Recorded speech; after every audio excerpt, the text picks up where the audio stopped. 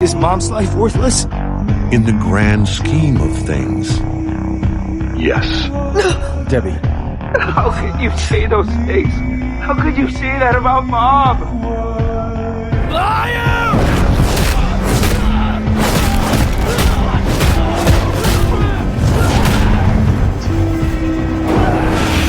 For the first time in your life, I'm telling you the truth. You want to die for this planet? Fine! What's 17 more years? I can always start again. Make another kid.